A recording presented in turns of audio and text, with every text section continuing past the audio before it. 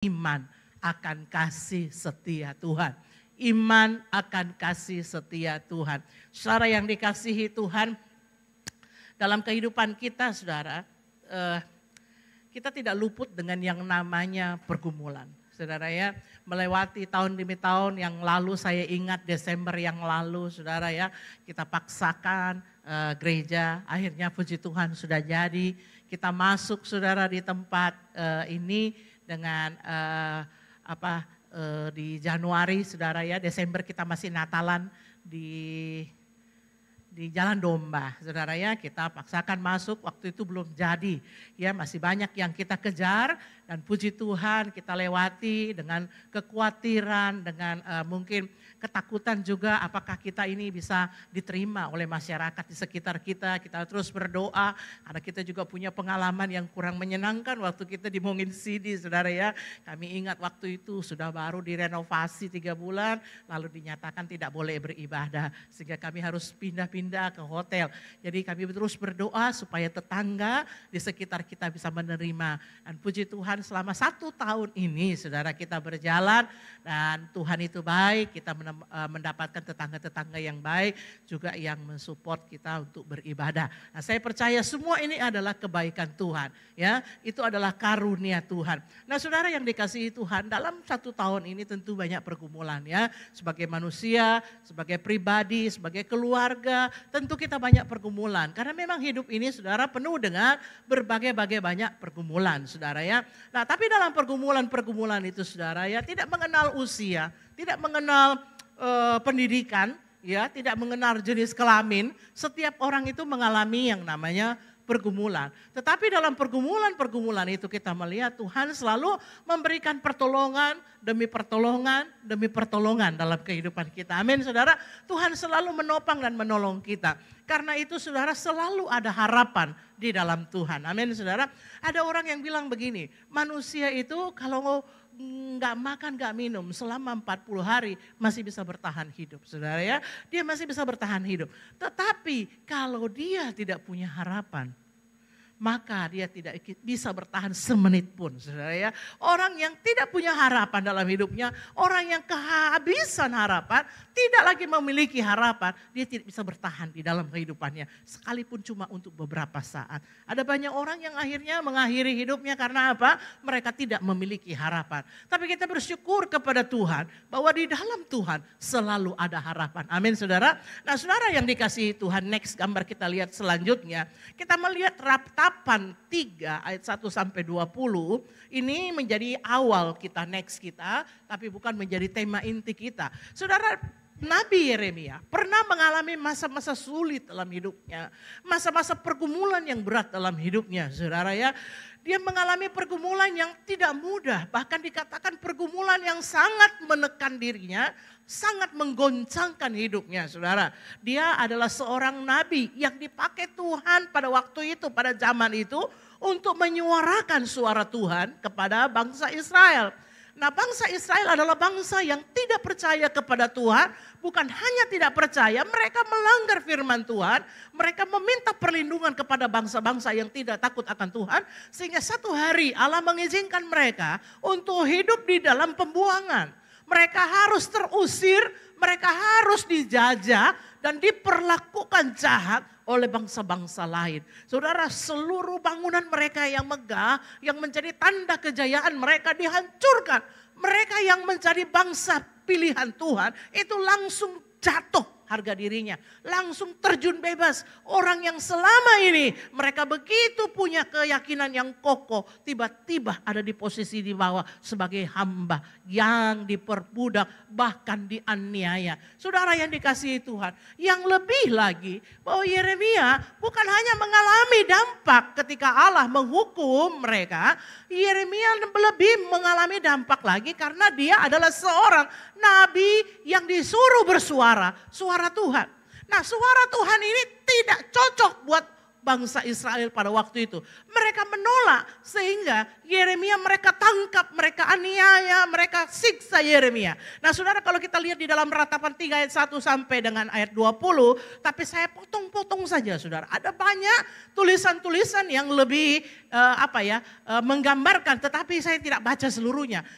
Saya yakin tulisan ini sudah menggambarkan bagaimana pergumulan Yeremia. Ya, akulah orang melihat sengsara yang disebabkan cambuk murkanya Allah. Ya, jadi sengsara yang mereka alami itu Tuhan memang izinkan supaya mereka itu saudara kembali kepada Tuhan. Mereka memang sengaja dikatakan ya, ia menghalau aku dan membawa aku ke dalam kegelapan yang tidak ada terangnya. Saudara bayangkan ada gelap yang tidak ada cahaya sama sekali. Ya, gelap yang betul-betul gelap, tidak ada terang sama sekali.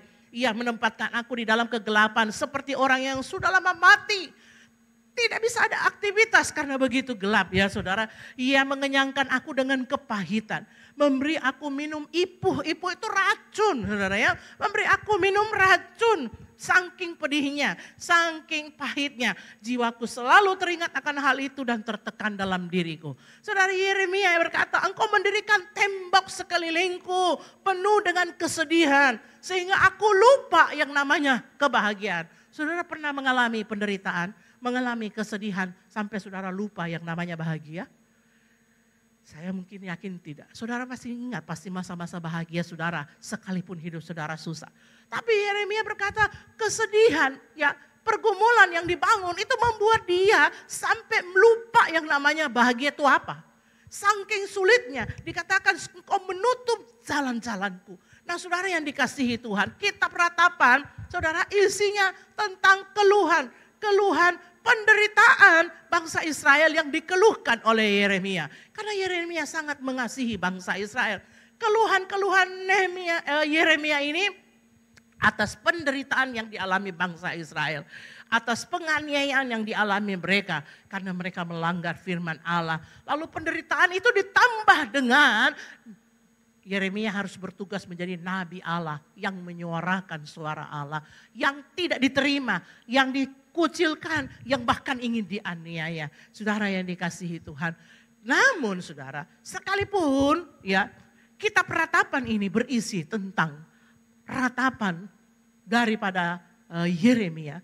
Tetapi juga saudara, next gambar selanjutnya kita melihat kitab Ratapan ini di ayat berikutnya. Jadi ayat 1 sampai 20 itu bercerita bagaimana Yeremia mengeluhkan keadaan bangsa Israel. Mengeluhkan keadaannya saudara. Nah kitab Yeremia ya Ratapan 3 ayat 21 sampai 25 ini juga adalah yang ditulis oleh Yeremia. Kita baca di dalam Ratapan 3 ayat 21. Tetapi hal-hal inilah yang kuperhatikan, oleh sebab itu aku akan berharap. Tak berkesudahan kasih setia Tuhan, tak habis-habisnya rahmatnya. Selalu baru setiap pagi, besar kesetiaanmu. Tuhan adalah bagianku kata jiwaku. Oleh sebab itu aku berharap kepadanya. Tuhan adalah baik bagi orang yang berharap kepadanya. Bagi jiwa yang mencari dia. Saudara di samping kitab Ratapan 1 sampai 20 ini berisi tentang keluhan penderitaan mereka. Kita melihat di kitab Ratapan selanjutnya 21 sampai 25 dan seterusnya ke bawah. Berisi saudara apa? Berisi pengharapan Yeremia. Berisi keyakinan Yeremia. Sekalipun dalam pergumulan yang berat, Yeremia menuliskan satu kalimat yang menceritakan tentang Allah. Bagaimana dia di dalam pergumulannya, di dalam kehidupannya yang berat, di dalam kehidupannya yang pahit dan seperti penuh dengan racun, bagaimana dia memiliki pengharapan kepada Tuhan. Dikatakan inilah yang ku ingat, inilah yang ku perhatikan, itu sebabnya aku berharap. Ada satu hal yang membuat aku berharap sekalipun aku ada di dalam posisi yang sangat menyakitkan ini. Yang pertama saudara, kita melihat bagaimana Yeremia begitu menggambarkan Allah itu. Ya, menggambarkan kasih Allah dan menggambarkan sifat-sifat Allah. Ya, yang pertama Yeremia, mengapa dia bisa berharap kepada Tuhan? Karena Yeremia tahu, percaya akan kasih setia Tuhan. Amin saudara. Yeremia percaya, Yeremia tahu kasih setia Allah, mengenal Allahnya siapa, dan dia percaya kasih setia Allah. Nah saudara, saya akan uraikan, saya pernah bawakan ini tapi saya tidak pernah uraikan satu-satu. Saya akan uraikan yang pertama, kita melihat bagaimana sifat dari kasih setia Tuhan. Ya. Next gambar selanjutnya, sifat dari kasih setia Tuhan dikatakan ya, tak berkesudahan kasih setia Tuhan, tak habisnya rahmatnya. Saudara yang dikasihi Tuhan, kasih Allah itu selalu ada. Selalu tersedia. Itu yang pertama sifatnya.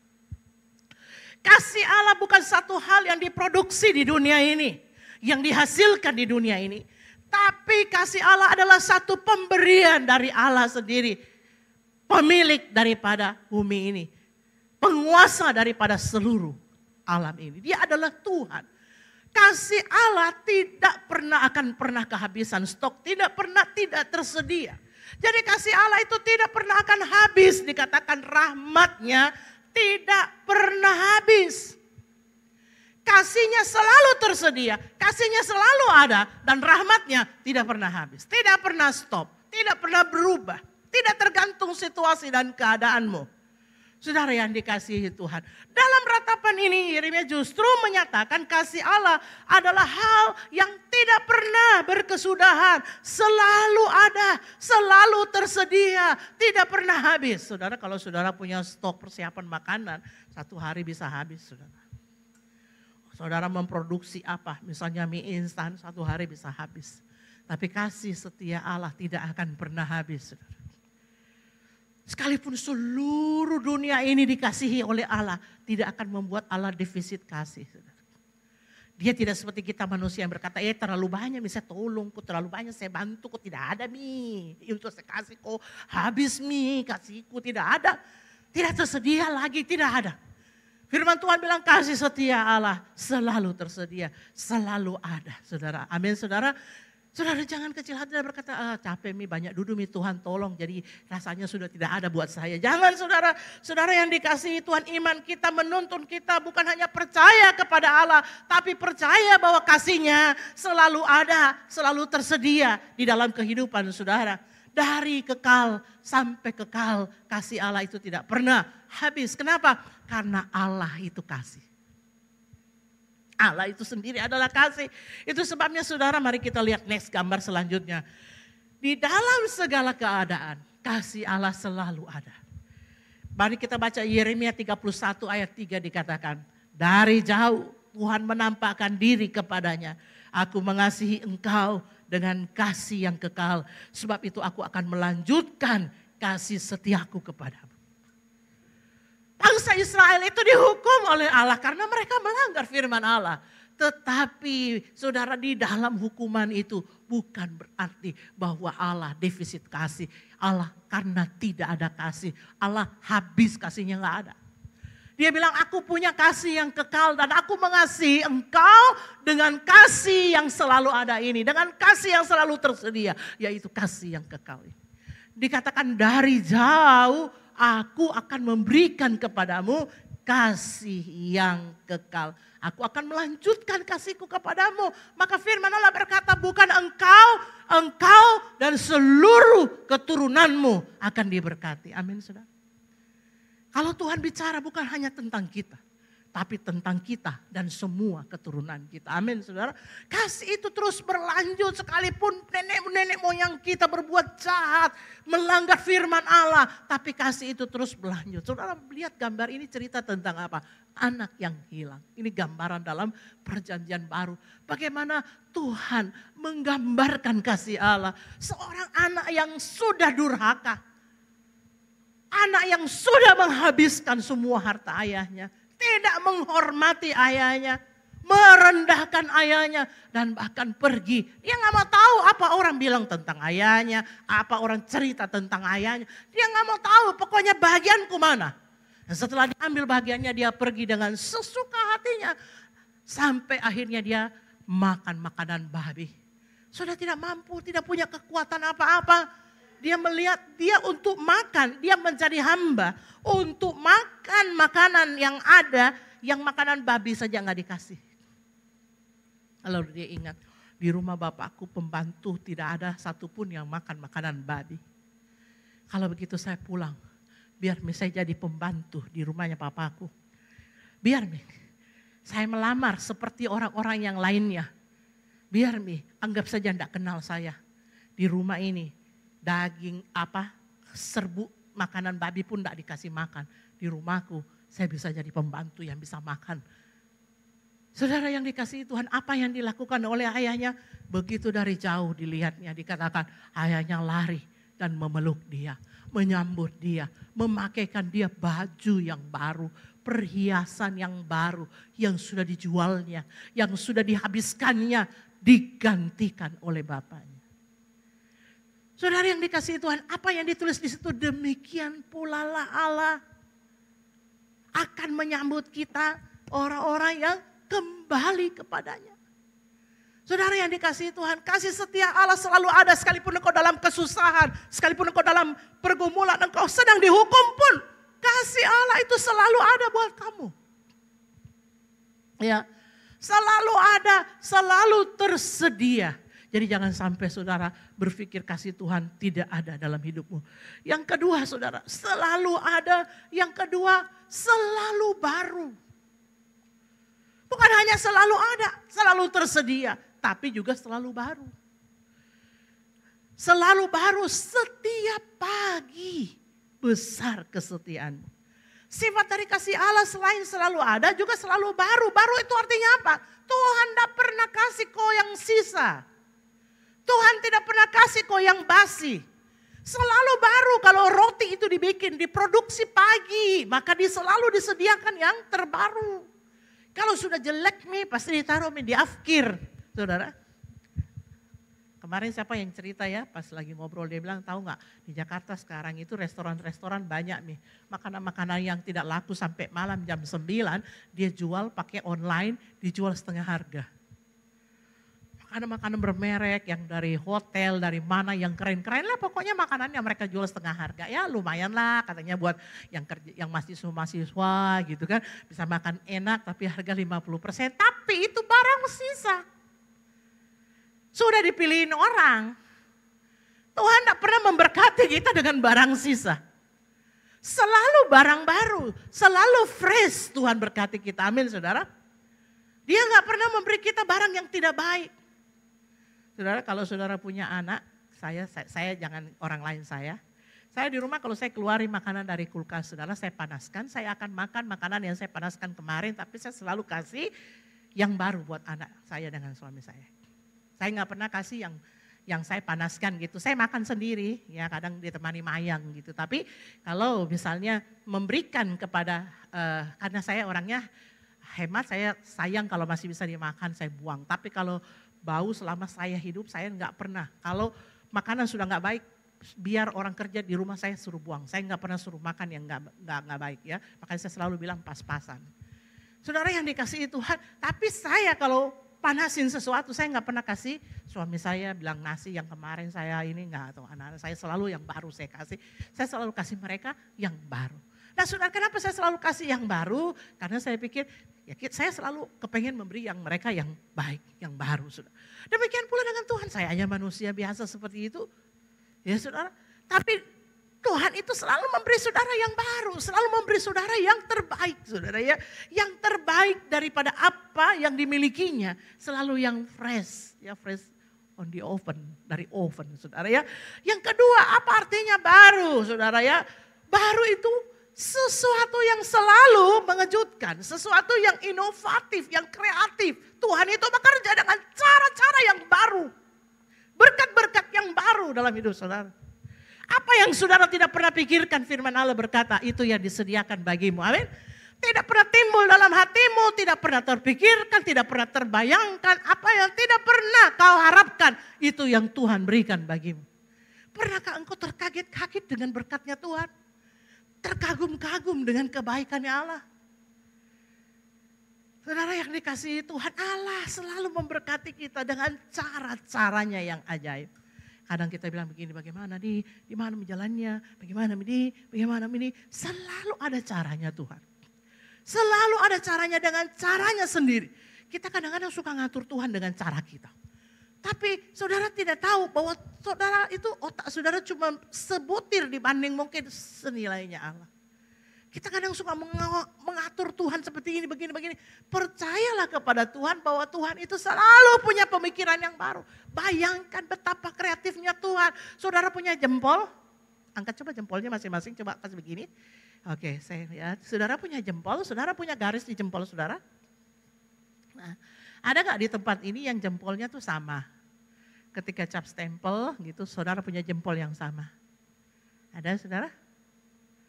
Nggak ada ya. Berapa banyak kita di sini? Ada 100 orang ya. Jempolnya nggak ada yang sama ya. Coba kalau di kota Makassar, ada nggak yang sama jempolnya dengan saudara? Ada? Ada saudara? Di kota Makassar berapa penduduknya saudara ya?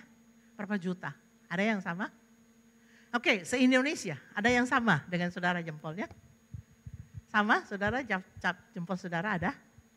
Se-Indonesia loh. Ya, se-Indonesia. Seluruh dunia. Ada yang jempolnya sama dengan saudara? Ada? Bagaimana Tuhan bisa menciptakan dari jempol ini begitu berbeda-beda? Hah? Coba kita pikirkan dulu, kita renungkan baik-baik dulu. Dari ini berapa jumlah seluruh dunia ini? Bagaimana Tuhan bisa menciptakan? Dari yang kecil ini berbeda-beda. Kalau saudara hilang, saudara dicari data, saudara ketahuan. Dari KTP saudara, dari cap jari saudara. Dari mana saudara? Betapa kayanya Tuhan. Betapa kreatifnya Tuhan. Betul gak saudara? Betapa ajaibnya Tuhan. Maka kalau dia bilang dia itu selalu beri yang baru, percayalah dia kreatif. Dia selalu punya cara untuk menolongmu. Kasihnya itu adalah kasih yang kreatif, kasih yang inovatif, kasih yang betul-betul baru. Ya, fresh dia menolong hidupmu. Amin saudara. Itu sebabnya saudara percayalah kepada Allah. Ya, itu sebabnya berharaplah kepada Allah. Tidak ada manusia sekreatif Allah untuk menolongmu. Ya, saudara yang dikasihi Tuhan. Berikutnya saudara, ya. Mari kita baca next gambar selanjutnya. Dikatakan selalu baru setiap pagi. Besar kesetiaanmu.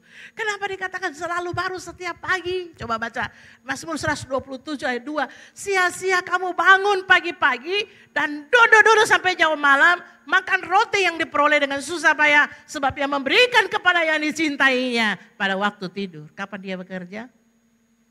Pada malam engkau tidur dia bekerja mempersiapkan berkatmu. Pada pagi harimu dia memberikannya. Pagi hari orang fasik sia-sia. Tapi pagi hari orang benar itu keberkatan. Amin. Karena Allah bekerja pada malam hari ketika engkau sedang terlelap untuk mempersiapkan berkat-berkatnya bagimu. Amin saudara. Itu sebabnya Mazmur 90 ayat 14 dikatakan, kenyangkanlah kami di waktu pagi dengan kasih setiamu, supaya kami bersorak-sorai dan bersuka cita semasa hari-hari kami. Di Mazmur 18, tetapi ini aku ya Tuhan, kepadamu aku berteriak minta tolong, dan pada waktu pagi doaku datang ke hadapanmu. Saudara, itu pagi bicara soal apa? Soal star kehidupan. Ya, ada pepatah nenek moyang dulu bilang begini, jangan kau bangun siang-siang, kalau bangun kau siang-siang itu napito mie ayam itu rezekimu. Nambek mie ayam itu rezekimu ya saudara ya. Kayak orang ngantri dikasih berkat sama tuannya, ini terakhir kau paling terakhir datang, kau paling terlambat nih, kau paling terlambat bangun, kau tinggal dapat remah-remahnya gitu saudara. Saudara yang saya itu mungkin nasihat orang-orang tua dulu. Tetapi itu betul saudara, bahwa pada prinsipnya setiap kali engkau membuka matamu, hari-harimu itu penuh dengan berkat Allah. Itulah kesetiaan Allah, amin saudara. Salah satu contohnya aja, pada waktu kau buka mata kau bernapas enggak? Hah? Kalau kau buka mata kau enggak bernapas nih. Kau buka mata, enggak bisa enggak bernapas, tiba-tiba game saudara. Setiap kali kau buka matamu, kau bisa bernapas, kau bisa hidup. Saudara, itulah berkat Allah yang diberikan kepadamu. Allah memberikan kepada yang dicintainya pada waktu tidur. Itulah besar kesetiaan Tuhan. Saudara, itulah besar kebaikan Tuhan. Adakah? Ya, kita ini orang tua kalau mama-mama pagi-pagi sibuk bangun siapkan apa? Sarapan buat anak kita ya. Setiap pagi kita bangun sibuk siapkan. Demikian pula Allah. Dia memberikan ketika engkau tidur. Bukan berarti engkau harus malas. Tidur terus. Bukan. Tetapi itu berbicara bahwa pada waktu engkau tidak bekerja, dalam engkau tidak beraktivitas pun, Allah sedang memberkati engkau. Amin saudara. Berkat yang selalu baru, selalu tersedia dan diberikan kepadamu pada waktu engkau sedang tidak ngapa-ngapain pun. Itu berkat yang luar biasa. Itulah berkat kasih setia Allah dalam hidupmu. Saudara yang dikasihi Tuhan, sebabnya pada waktu pagi datanglah berdoalah. Terimalah berkat karena dia mengerjakannya pada waktu malam. Raihlah pada waktu pagi, terimalah pada waktu pagi. Buka harimu dan katakan Tuhan, aku menyembahmu. Hari-hari ini saudara kalau bangun pagi yang sudah cari apa? Kopi, HP. Saudara, begitu saudara bangun pagi, HP. Ya. HP saudara, begitu langsung saudara HP. Rasanya nggak bisa hidup tanpa HP. Kalau HP rusak mau diperbaiki saja, aduh gelisah harus beli HP baru. Tadi kasih tinggal ibu 2 hari, tidak bisa hidup 2 hari tanpa HP. Betul gak? Sudah pernah dengar begitu? Tidak bisa 2 hari, tidak bisa 2 hari hidup tanpa HP. Tidak bisa 2 hari. Tidak bisa 2 hari gitu, 2 hari gak bisa hidup tanpa HP. 2 hari gak mandi gak apa-apa, 2 hari gak hidup tanpa HP gak bisa saya. 2 hari gak mandi gak apa-apa, biar bau tengik kayak gimana pokoknya bisa hidup. Tapi kalau gak ada HP gak bisa hidup. Saudara sudah seperti itu. Adakah pagi-pagi langsung duduk dan cari Tuhan. Dan berkata, Tuhan good morning, aku terima berkat-Mu pagi hari ini. Kau sudah mengerjakannya bagiku malam, pagi hari ini berkati aku dengan limpahnya. Amin saudara. Itulah orang-orang yang menerima berkat Tuhan. Berikutnya saudara yang dikasihi Tuhan. Apa yang menjadi sifat dan karakter daripada kasih setia Tuhan? Selalu ada, selalu baru. Next gambar selanjutnya, selalu baik saudara. Ya, selalu baik. Ratapan 3:25, Tuhan adalah baik bagi orang yang berharap kepadanya, bagi jiwa yang mencari Dia. Tuhan itu baik bagi orang yang berharap kepadanya, bagi jiwa yang mencari Dia. Orang yang mencari Tuhan, orang yang berharap kepada Tuhan, Tuhan itu baik kepadanya. Tuhan itu sayang kepadanya. Tuhan itu berkemurahan kepadanya.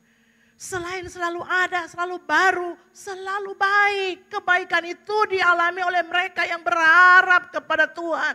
Yang mencari Tuhan karena Dialah sumber pengharapannya. Kebaikan tersedia bagi saudara dan saya. Maka tingkatkanlah di akhir tahun ini. Masuki tahun yang baru dengan komitmen yang baru untuk terus mencari Tuhan. Amin saudara. Dia selalu baik. Dia tidak bilang begini, jangan kau cari-cari kak terus ah. Kau itu kalau ada tahun susah, saking saya terus nu cari. Kalau ada berkat nu lari kok, tapi kalau susah kok, saya terus dulu no telepon. Saudara yang dikasih nggak bilang begitu sama kita. Kadang kita itu menjengkelkan sekali loh, betul nggak? Sudah betul. Kalau saya jadi Tuhan, saudara ya, begitu lihat mukamu saya langsung bilang begini, datang mau ke sede. Kalau ibadah tidak pernah rajin, begitu susah. Jangankan Tuhan, saudara Tuhan itu baik, kita kadang-kadang hamba Tuhan juga sewotong begitu saudara ya. Saya pernah datang ibadah, pokoknya tidak rajin lah ibadah, tapi selalu minta diperhatikan. Dilupai sedikit, marah. Dilupa senyum, tersinggung. Gitu saudara ya. Padahal kalau ibadah malah sana, kita manusia, ini hamba Tuhan ya, manusia kadang-kadang kita juga pikir tonton, kita gini, manusia gini, tapi Tuhan enggak begitu loh saudara. Tuhan enggak begitu saudara, Tuhan itu selalu baik. Jadinya mau takut, kalau kau datang sama Tuhan enggak pernah Tuhan jengkel lihat kok. Sekalipun tuh kadang-kadang mungkin 3 bulan sekali baru kau nongol gitu di ibadat. Oh tidak pernah juga Tuhan marah kok. Saudara ya, tidak pernah Tuhan bilang jam mau kau datang-datang. Saudara selalu baik ya. Apapun yang terjadi Tuhan selalu baik. Kesetiaannya, kebaikannya, rahmatnya diberikan bagi orang yang sungguh-sungguh mencari Dia. Bagi orang yang sungguh-sungguh mengharapkan Dia. Saudara yang dikasihi Tuhan, saya ingin saudara datang kepada Tuhan dan percaya kebaikan Tuhan. Saudara, kita lihat teks gambar selanjutnya, Ibrani 12 ayat 6. Karena Tuhan itu menghajar orang yang dikasihinya dan ia menyesah orang yang diakuinya sebagai anak. Jikalau kamu harus menanggung ganjaran, Allah memperlakukan kamu seperti anak. Sebab di manakah seorang anak yang tidak diajar oleh ayahnya? Firman Allah berkata, kalau kamu anak, kamu tidak diajar, berarti kamu bukan anak. Betul gak saudara? Saudara orang tua, saudara punya anak, saudara ajar gak anak saudara? Atau saudara bilang, gak usah nih, biar tetangga yang ngajar. Biar kok di tetangga situ supaya ngajar kok itu tetangganya. Pasti saudara ajar dia. Kalau dia melakukan kesalahan, pasti saudara disiplin dia, betul nggak? Nah, bangsa Israel dalam posisi didisiplin oleh Tuhan. Tapi mari kita baca Yeremia 31 ayat 20 ya. Baca baik-baik sekali lagi. Anak kesayangankah gerangan Efraim bagiku atau anak kesukaankah? Sebab setiap kali aku menghardik dia, tak putus-putusnya aku terkenang kepadanya. Sebab itu hatiku terharu terhadap dia, tak dapat tidak aku akan menyayanginya. Demikianlah firman Tuhan. Tuhan sendiri heran. Dia bilang itu anak-anak kesayangankah? Itu anak-anak apakah? Kenapa saya tiap kali marahi dia, hatiku juga sedih. Tiap kali saya marahi dia, hatiku terkenang-kenang. Tidak aku tidak menyayanginya. Ya saudara, enggak saudara. Saudara pernah lihat saya dulu ya. Waktu anak saya masih kecil, kalau dia nakal saya pukul sambil menangis saudara. Ya, saya pukul, saya sewot, saya pukul pantatnya, tapi habis itu saya nangis-nangis saudara. Ibu-ibu pernah ngalami ya begitu? Kita pukul tapi kita juga ya nangis. Kita marahi tapi kita juga ya nangis. Begitu saudara. Kita pukul tapi kita juga nangis begitu saudara ya. Nah Tuhan itu juga sendiri heran, dia bilang kenapa anak kesayangan kayak itu Efraim itu bangsa Israel, anak kesukaan kah dia? Kenapa tiap kali saya marahi hatiku terkenang-kenang, tiap kali saya pukul tidak sampai hati, begitu maksudnya. Aku jadi sedih. Saudara yang dikasihi Tuhan, dia katakan tidak aku menyayanginya, demikian firman Tuhan. Maka saudara percayalah di dalam penghukuman pun, di dalam kesalahan yang kau buat pun, Tuhan menyayangimu. Kalau Tuhan mengizinkan ada pergumulan datang padamu, Tuhan mengizinkan engkau ya mengalami penderitaan, pasti ada maksud kebaikan Tuhan di dalamnya. Itu sebabnya Yeremia berkata di Yeremia 29, aku tidak pernah merancangkan yang buruk bagimu. Aku selalu merancangkan yang baik, masa depan yang gemilang bagimu. Saya kira saudara, tidak ada satu manusia yang jahat pun yang akan merancangkan hal yang buruk kepada anaknya. Apatah lagi Tuhan yang maha baik tidak mungkin merancangkan yang tidak baik bagimu. Saudara, kadang-kadang kita pergi, kenapa Tuhan kau biarkan Kak begini? Kenapa Tuhan? Kenapa Tuhan? Tidak kau tolong Kak. Kenapa Kak kau biarkan Kak? Kenapa Tuhan? Kenapa Tuhan? Saya ingin katakan, itu bukan Tuhan sengaja merancangkan yang buruk. Ketika dia sedang mengizinkan hal yang buruk terjadi, ada sesuatu juga dalam hatinya. Ketika dia sedang mengajarmu, ada sesuatu. Ketika dia sedang menghukum bangsa Israel di zaman Yeremia, dikatakan, aku terkenang-kenang kepadanya. Dia tidak dengan sengaja menghukum saudara dan tertawa-tawa. Pada waktu anak itu dihukum, lalu saudara berkata, rasakan kau tenggelam kau di kolam, gitu kan.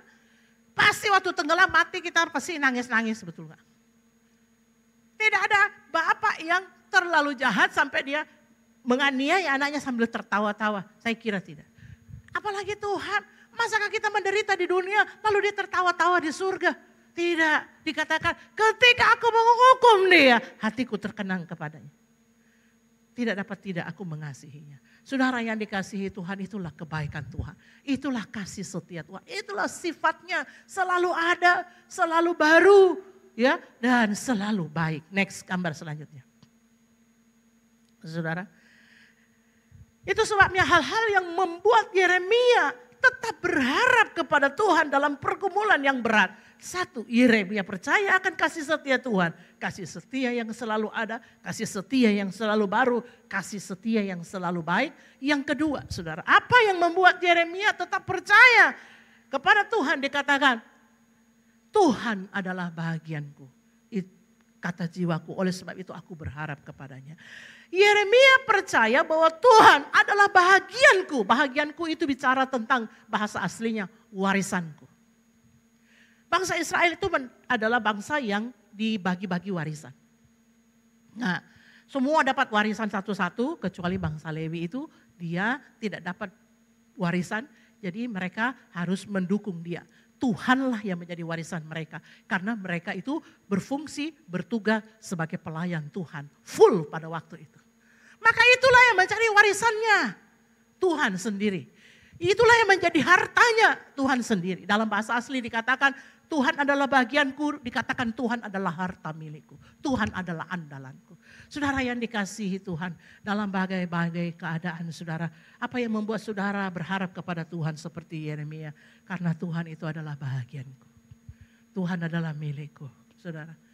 Itu sebabnya Mazmur bilang begini, sekalipun dagingku dan hatiku habis lenyap, tetapi Tuhan adalah bahagianku selama-lamanya. Saudara, waktu saya persiapan ayat ini, saya keluar air mata. Saudara, mungkin kita nggak punya apa-apa. Nggak punya siapa-siapa yang bisa kita andalkan, saudara. Kita juga tidak punya harta kekayaan yang bisa kita andalkan. Tapi saudara percayalah kita punya Tuhan. Dan selama ada Tuhan itulah yang menjadi andalan kita. Saudara. Dialah yang selalu kuandalkan. Saudara tahu lagu itu. Kau yang selalu kuandalkan. Yang selalu ku nantikan. Hanya Dia yang menjadi andalan kita. Amin saudara. Hanya Dialah bahagianku. Tubuhku lenyap. Dagingku habis lenyap. Tetapi bahagianku tetaplah Allah selama-lamanya. Selama Allah ada padaku. Maka aku tidak akan kekurangan apa-apa. Amin saudara. Memiliki semuanya tanpa Allah. Binasa. Tetapi saudara memiliki Allah. Saudara punya segala-galanya. Jangan kecil hati dengan hal-hal. Dalam pergumulan apapun yang sedang kau hadapi, engkau tidak bisa mengubah dunia ini. Tahun depan kita akan masuk kita nggak tahu. Tapi percayalah selama Allah menjadi bahagianmu, harta milikmu, engkau akan berjalan. Amin saudara, engkau akan kuat. Itu sebabnya Yeremia percaya akan kebaikan Tuhan. Yang ketiga, Yeremia kenapa berharap? Karena percaya kebaikan Tuhan. Tuhan baik bagi orang yang berharap kepadanya, bagi jiwa yang mencari Dia. Itu sebabnya Yeremia berkata, aku tetap berharap karena bagi Tuhan setiap orang yang mencari Dia, Dia selalu baik. Bagi Tuhan setiap orang yang berharap kepadanya, Dia selalu baik. Maka selama Tuhan itu ada dan aku mau berharap kepadanya. Aku mau menantikan Dia. Aku mau mencari Dia. Tatapan 3 ayat 26 dikatakan adalah baik menantikan dengan diam pertolongan Allah. Saudara, dalam satu sisi kadang-kadang saudara Allah meminta kita untuk duduk diam dan menantikan Dia menolong hidup kita. Saudara, banyak hal yang kita nggak mengerti, banyak hal yang kita tidak sanggup. Tapi firman Allah berkata adalah baik kalau kamu mau duduk, diam dan carilah Dia. Seringkali saudara kita terlalu pusing mikirin ini, cari jalan ini, cari jalan. Tahun depan mau begini, banyak sekali planning tak saudara ya. Banyak sekali planning tak ini, itu. Firman Tuhan bilang begini, duduk kau diam, cari kau Tuhan. Dan biarlah Tuhan itu yang menjadi bahagianmu. Berharaplah kepada Tuhan dalam situasi apapun. Masuki tahun depan kita tidak tahu prediksi seperti apa, ramalan seperti apa. Tapi yang harus saudara lakukan, berharaplah kepada Allah. Percayalah Tuhan punya kasih setia yang besar. Yang selalu ada, selalu baru, selalu baik. Jadikan Tuhan harta milik kekayaanmu. Jadikan Tuhan itu andalanmu. Dan tetaplah cari Tuhan. Tetaplah menantikan pertolongannya. Mari tundukkan kepala saudara.